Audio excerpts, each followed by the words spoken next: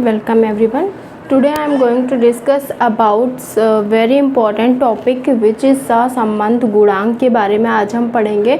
सहसंबंध गुणांक से क्वेश्चंस रिसर्च मेथडोलॉजी का जो भी पोर्शन आता है उसमें पूछा जाता है। यूजीसी नेट का अगर फर्स्ट पेपर है तो उसमें भी पूछा जाता है, और अगर कोई भी अदर स्टेट एग्ज़ाम या कोई भी एग्ज़ाम होता है तो उसमें ये पूछा जाता है।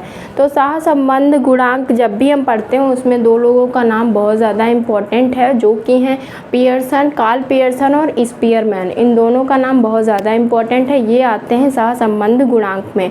तो चलिए स्टार्ट करते हैं। जब पियर्सन की बात होती है तो उसको दर्शाया जाता है स्मॉल आर से, और जब स्पीयरमैन की बात होती है तो उसको इंग्लिश का जो अक्षर पी है उसको रो बोलते हैं, उससे दर्शाया जाता है। और ये ग्रीक अक्षर हैं, ग्रीक लेटर हैं, तो उसके ये दोनों इससे दर्शाया जाता है, इसको रो बोलते हैं। स्पीयरमैन का रो होगा और कार्ल पियर्सन होंगे तो आर होगा। आप एक याद करेंगे तो ही आपको याद होगा, अगर आप दोनों याद करेंगे तो आप कंफ्यूज हो जाएंगे। तो जो भी आपको अच्छा लगे, या तो आप रो याद कर लीजिए स्पीयरमैन का, या फिर कार्ल पियर्सन का स्मॉल आर याद कर लीजिए। तो हम शुरू करते हैं। स्मॉल आर पियर्सन का है। ये पूछा जाता है कि किसको किससे शो किया जाता है, तो आपको पता होना चाहिए जब भी आप कार्ल पियर्सन की बात करेंगे तो स्मॉल आर, सिर्फ आप इतना याद रखिए, Karl Pearson is equal to small r, उससे शो किया जाता है कार्ल पियर्सन को। ठीक है। उसके बाद इसको जो सहसंबंध गुणांक का मतलब होता है वो ये होता है कि अगर एक चर में परिवर्तन आएगा तो दूसरे चर में अपने आप ही परिवर्तन आएगा, क्योंकि ये दोनों एक दूसरे से रिलेटेड होते हैं। तो अगर एक में परिवर्तन आएगा तो दूसरे में भी परिवर्तन आएगा, इसको कहते हैं सहसंबंध गुणांक। तो देखिए इसमें एक विल्फोर्ड थे, विल्फोर्ड ने अपना वो जो मेथड दिया था, उन्होंने ये जो सहसंबंध गुणांक होता है वो एक तो -1 से कम नहीं होगा और +1 से ज़्यादा नहीं होगा। तो ये पूछा भी जाता है, तो इसमें -1 से लेकर +1 की बात होती है सहसंबंध गुणांक में। ठीक है, -1 से +1 के बीच में होता है। तो इसी में इन्होंने जो विल्फोर्ड थे उन्होंने मापने का जो एक सहसंबंध विधि थी उसको अपना क्रमबद्ध तरीके से बताया था। तो अगर पूछा जाए कि किसने इसकी टेबल बताई थी तो विल्फोर्ड हैं। विल्फोर्ड, ये अभी नहीं पूछा गया है इसलिए आपको लर्न होना चाहिए। विल्फोर्ड ने इसको मापने का मेथड बताया था कि किस तरह से सहसंबंध को निकालेंगे। तो देखिए इसको मैं बताती हूँ। इन्होंने इसमें बताया कि अगर यहाँ पे ये चीज़ ध्यान रखेंगे, -1 से +1 के बीच में ही बात होगी। तो अगर 0 से शुरू होके 0.2 तक आएगा तो उसका मतलब है लेस मात्र सहसंबंध है दोनों में। उसके बाद अगर ये 0.4 तक है तो इसका मतलब है कम संबंध है। अगर 0.6 तक है तो मतलब है साधारण संबंध है। उसके बाद अगर 0.8 तक संबंध है तो मतलब अधिक संबंध है आपस में, और 0.99 तक पहुंचा तो इसका मतलब बहुत ज़्यादा संबंध है। और पूरा संबंध कब होगा, जब 1 या 0.1 तक पहुंचेगा। तो +1 से ज़्यादा नहीं होगा और -1 से कम नहीं होगा। तो इसको इन्होंने, ये विल्फोर्ड जो थे उन्होंने पूरा क्रम में समझाया था, इसलिए हमने अलग से लिख दिया कि आपको क्लियर हो जाए। तो याद करने के लिए आपको बताते हैं, पूर्ण कब होगा, जब 1 होगा, और साधारण कब होगा, जब 6 होगा, और लेस मात्र कब होगा, तब जब 2 होगा। तो अगर 0.2 है तो इसका मतलब लेस मात्र संबंध, अगर 0.6 है तो मतलब साधारण, अगर 0.1 है तो मतलब पूर्ण संबंध। अब इसके बीच की जो भी डिजिट आएंगी उनको आप देख लीजिए। अगर 4 है तो इसका मतलब कम संबंध है, अगर 6 के बाद 8 आता है तो इसका मतलब अधिक संबंध हो गया, अगर 9 है तो इसका मतलब बहुत अधिक संबंध हो गया, और 1 पे पूर्ण हो जाएगा। तो ये तो मैंने इसलिए समझा दिया कि आपको समझ में आए ये कैसे निकलेगा और कैसे होता है। ये दिया किसने, विल्फोर्ड। तो विल्फोर्ड को याद करना है। और अभी तक मैंने आपको समझाया है, पियर्सन को जो दर्शाएंगे वो स्मॉल आर से दर्शाएंगे, स्पीयरमैन को रो से दर्शाएंगे। यहाँ तक क्लियर हो गया। जो सहसंबंध निकालने के मेथड हैं वो 3 तरह के मेथड हैं, जिनके बारे में उसका या तो सूत्र पूछता है, या तो पूछता है ये किस तरह से निकलता है, और एक ये पूछता है कि ये किसने दिया है। जिसमें पहले नंबर पे आता है रैंक सहसंबंध। रैंक सहसंबंध की बात करें तो इसको दिया था सबसे पहले स्पीयरमैन ने। इसमें बहुत ज़्यादा कन्फ्यूज़न हो जाता है कि कौन सा किसने दिया है। तो रैंक सहसंबंध जो है, क्रम सहसंबंध जो है वो किसने दिया, स्पीयरमैन ने। तो स्पीयरमैन को किससे दर्शाया जाता है, रो से दर्शाते हैं, जो इंग्लिश के पी की तरह लिखा जाता है, इससे दर्शाया जाता है स्पीयरमैन का ये सिंबल है।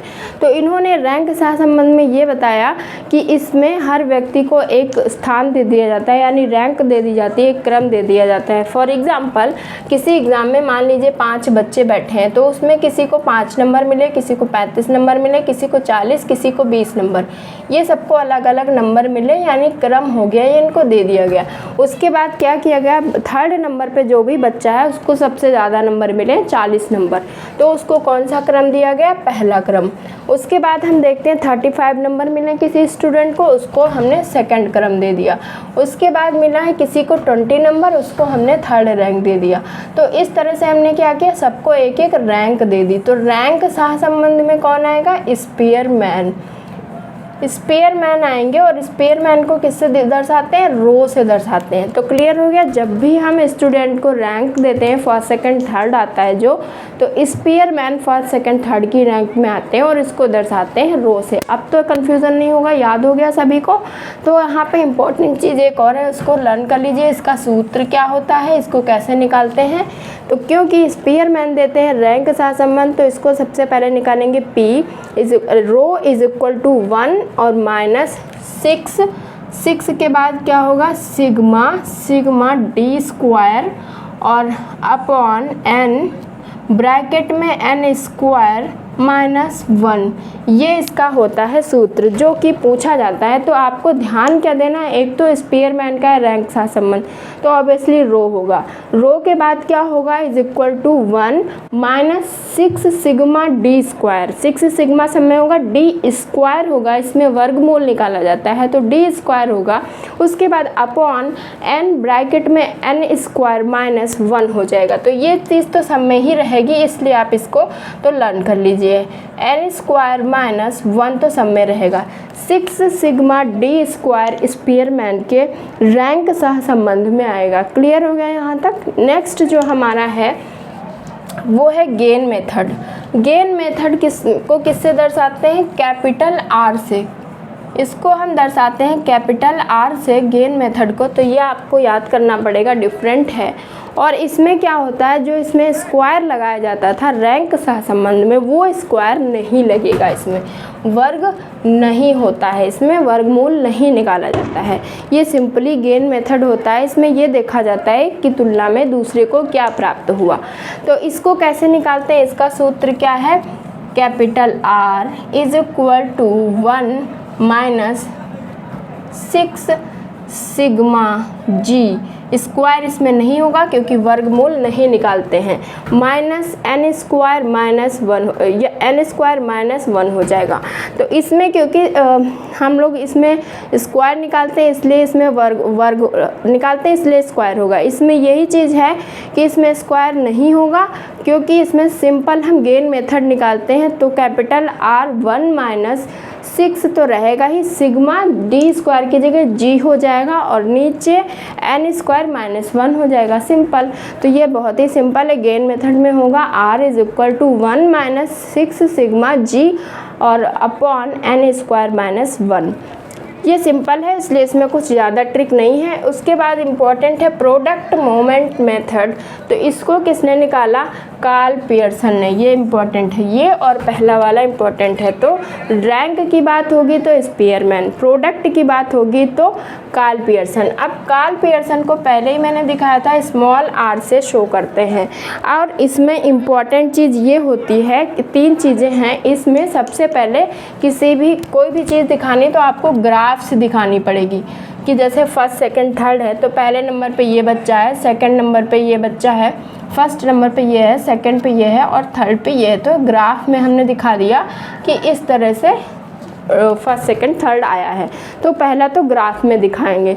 दूसरा क्या होता है, इसमें समान वितरण होता है, ठीक है। और तीसरा क्या होता है, इसमें मानक विचलन में जो डिफरेंस आता है वो सहसंबंध में भी डिफरेंस अपने आप आता है। तो 3 चीज़ें इसमें इम्पॉर्टेंट है, ग्राफ, समान वितरण और मानक विचलन। इसका जो सूत्र है वो है स्मॉल r, क्योंकि स्पेयरमैन का है, कार्ल पियर्सन का है, इसलिए small r is equal to 1 -6 sigma D square, उसके बाद नीचे वही होगा n ब्रैकेट में n स्क्वायर माइनस 1। तो ये तो एक ही चीज़ है पूरा, इसमें इसका सूत्र एक ही है, स्पीयरमैन का और कार्ल पियर्सन का। इसमें बस क्या है, यहाँ पे क्योंकि स्पीयरमैन है तो रो है, इसमें कार्ल पियर्सन है तो स्मॉल आर है, जो मैंने आपको पहले ही दिखाया है कि अगर पियर्सन होंगे तो स्मॉल आर होंगे, अगर स्पीयरमैन है तो रो होगा, और दोनों का जो सूत्र है वो एक ही है। तो अगर आप ये एक याद कर लेंगे तो इजीली फाइंड आउट कर लेंगे।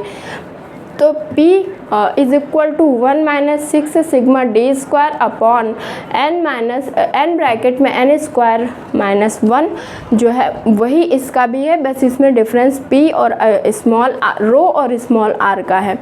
जो गेन मेथड है उसमें स्क्वायर नहीं लगेगा और उसमें अपॉन के बाद भी इस ब्रैकेट में n स्क्वायर नहीं है, सिंपली है, क्योंकि इसमें सिंपली है, इसमें वर्ग नहीं निकालते, ये आपको ध्यान रखना है। एग्ज़ाम में पूछा जाता है कार्ल पियर्सन का कौन सा है, स्पीयरमैन का कौन सा है, ये नहीं पूछा गया। ये किसने दिया, विल्फोर्ड ने दिया है। सहसंबंध गुणांक निकालते कैसे, किसके बीच में आता है, ये तो बहुत पूछा जाता है, सबको पता है, -1 से +1 के बीच में निकलता है। रैंक सहसंबंध की बात होगी तो स्पीयरमैन, क्योंकि स्पीयरमैन फर्स्ट सेकंड थर्ड के रैंक में आते थे और उसको रो से दिखाते हैं। और उसके अलावा अगर कार्ल पियर्सन आएंगे तो उन्होंने प्रोडक्ट मोमेंट मेथड दिया है, उनको दिखाते हैं स्मॉल आर से। अगर गेन मेथड आएगा तो कैपिटल आर से दिखाएंगे, इतना सा डिफरेंस है। और दोनों का ये जो सूत्र है वो सेम है, स्पीयरमैन में P है, रो है, और कार्ल पियर्सन में स्मॉल आर है। कैपिटल P की तरह होता है लेकिन इसको बोला जाता है रो।